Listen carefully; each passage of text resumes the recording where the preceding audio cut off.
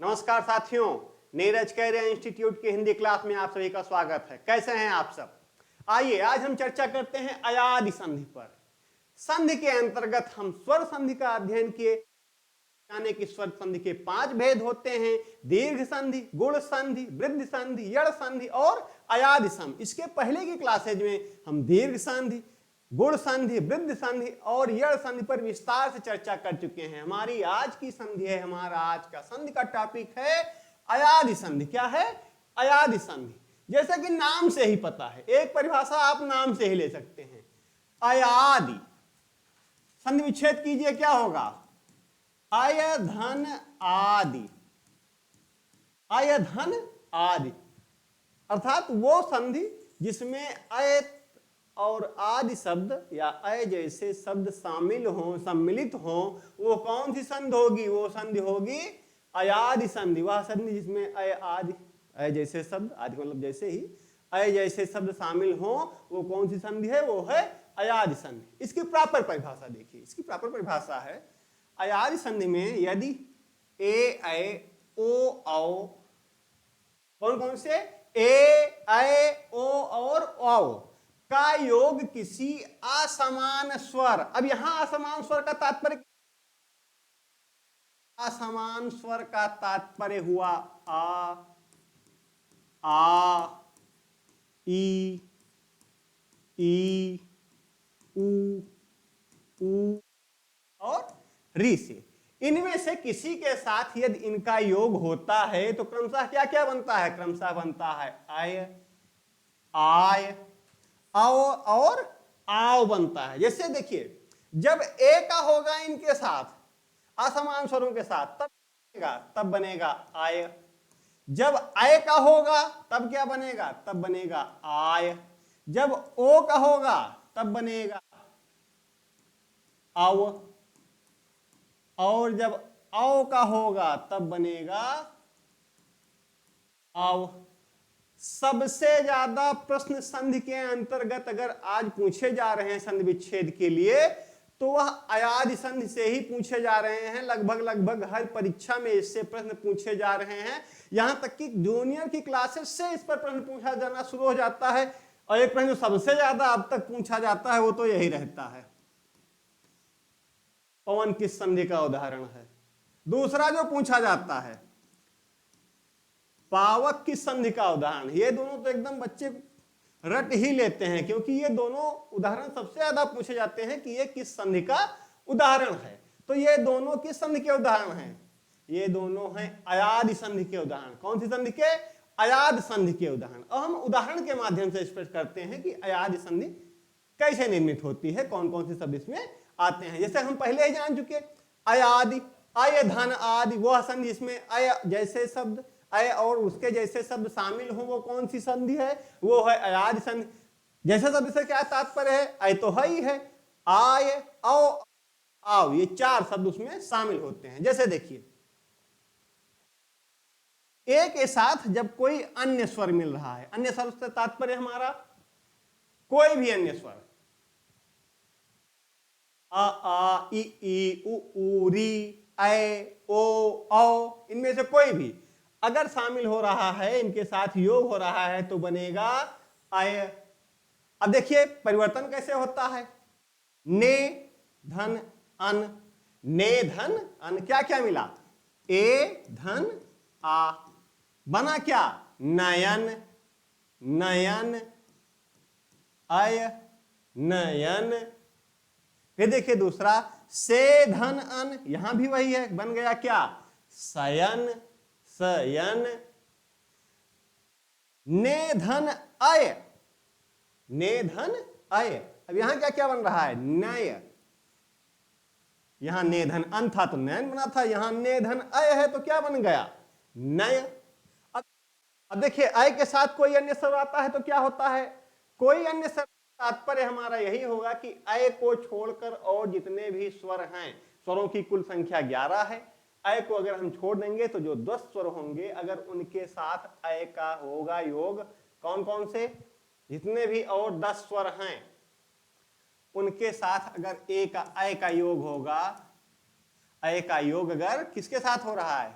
10 स्वरों के साथ अय धन असमान स्वर, और असमान स्वर कौन कौन से हैं इसके अलावा, तो वो कौन सी संख्या है, उनकी संख्या हुई 10। अगर इनके साथ अय का संयोग हो रहा है, योग हो रहा है, जोड़ हो रहा है, मेल हो रहा है, तो उससे क्या बनेगा, उससे बनेगा आय। जैसे देखिए गए धन अक, अय धन आ मिलकर क्या बना, गायक, गायक। नय धन अक, नायक। फिर देखिए विनय धन अक, विनायक। आपको कमेंट करके बताना है विनायक किसकी पर्यायवाची है।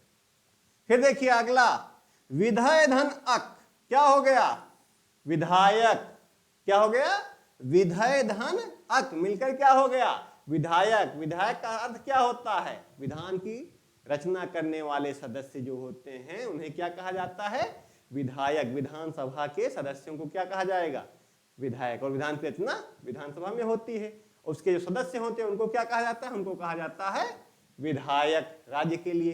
ठीक, अब देखिए जब ओ के साथ कोई अन्य स्वर होता, देखिए अब तक हम देखे कि ए के साथ अगर कोई अन्य स्वर योग कर रहा है तो उनसे क्या बन रहा है, अय बन रहा है। जब अय के साथ कोई अन्य स्वर योग किया तो क्या बना, आय बना। अब हम देख रहे हैं कि ओ के साथ अगर कोई अन्य स्वर, कोई भी 10 स्वरों में से कोई भी एक स्वर इसके साथ, ये एक ही है, 10 में से अगर कोई भी एक इनके साथ योग कर रहा है तो क्या बनेगा, तब बनेगा अव। पो धन अन, क्या हुआ, पवन। परीक्षाओं में सबसे ज्यादा पूछे जाने वाला प्रश्न। प्रसव, प्रसोधन आ, क्या हो गया, प्रसव। प्रसोधन अ क्या हो गया, प्रसव। पोधन इत्र, पोधन इत्र मिलकर क्या हो गया, पवित्र। इत्र का अर्थ अलग होता है, पो जान लीजिए एक प्रकार से यहां उपसर्ग का काम किया और मिलकर क्या हो गया, मिलकर हो गया पवित्र। श्रोधन अड़, श्रोधन अड़ मिलकर क्या हो गया, श्रवण। श्रवण माने सुनना। और एक पात्र भी हैं श्रवण कुमार, जो अपने अंधे माता पिता को तीर्थ स्थानों की सैर कराने के लिए, दर्शन कराने के लिए एक बांगी बनाए थे और उस पर उनको लेकर गए थे और यात्रा कराए थे उनको। ठीक, अगला देखिए, अगला है कोई अन्य स्वर अव के साथ ही योग कर रहा है, जोड़ हो रहा है उसका, किसके साथ, अव के साथ। कोई अन्य स्वर, स्वरों की संख्या अन्य की कितनी हुई, 10। अगर इनके साथ योग हो रहा है तो देखिए पौधन अन बराबर पावन, यही अंतर स्पष्ट कर लीजिए। जब पोधन अन होता है तो बनता है पवन, और जब पौधन, जब पौधन अन होता है तो बनता है पावन। क्या बनता है तब बनता है पावन। ये दोनों में अंतर है। ये कौन सी संधि है, ये अयादि संधि में है, इसमें बन रहा है आव और इसमें बन रहा है आव, ये दोनों में अंतर है। ठीक, पौ के साथ अन मिला, पावन बिना। नौ के साथ इक मिल गया तो क्या बन गया, नाविक। यहां पर आ मिल रहा था, यहां पर ई मिल रहा है, अलग अलग मिल रहे हैं। इका क्या हो गया, प्रसाविका, प्रसव कराने वाली, क्या कहा जाएगा उसे, प्रसाविका। भव धन उक, औ के साथ में क्या मिल रहा है, उ मिल रहा है, अलग अलग देखिए, यहाँ ई मिला, यहाँ ई मिला, यहाँ आ मिला, यहाँ ई मिला, यहाँ ई मिला, यहाँ पर क्या मिला, उ मिला। अलग अलग वर्ण मिल रहे हैं, इसके साथ योग कर रहे हैं और आव ही बना रहे हैं। मिल रहा हो चाहे जो, लेकिन परिणाम उसका एक ही आ रहा है। क्या परिणाम उसका यही आ रहा है कि आव ही बनना है अगर औ के साथ मेल हो रहा है तो। भव धन उक बराबर भावुक। सौ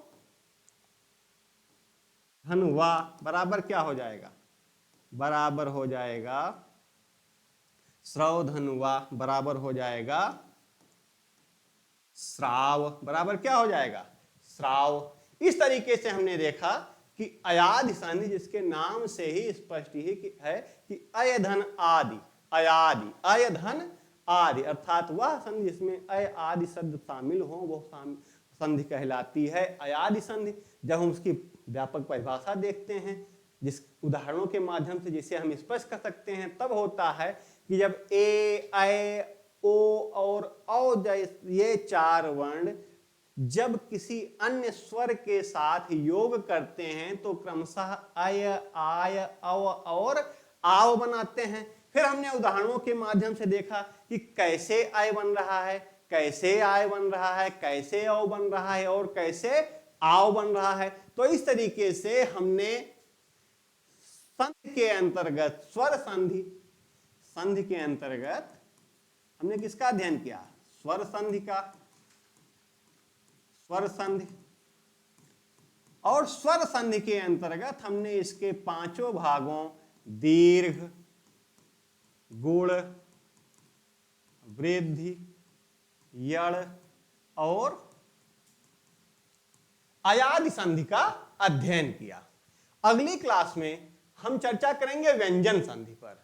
अब क्योंकि स्वर संधि का हम अध्ययन कर चुके हैं, स्वर संधि के अंतर्गत आने वाली 5 संधियों का हम अध्ययन कर चुके हैं, तो हम अगली क्लास में चर्चा करेंगे, अध्ययन करेंगे, हम जानेंगे कि व्यंजन संधि क्या है, उसके क्या नियम होते हैं, जिसके अंतर्गत हम यहां बता पाते हैं कि अमुक संधि व्यंजन संधि की एक उदाहरण है। जो संधि है, जो उदाहरण दिया गया है, जो एक शब्द दिया गया है, वह व्यंजन संधि का उदाहरण है। तो अगली क्लास में हम आप सबसे फिर से एक बार मिलते हैं, व्यंजन संधि के साथ व्यंजन संधि पर चर्चा होगी। तब तक के लिए आप सभी को नमस्कार।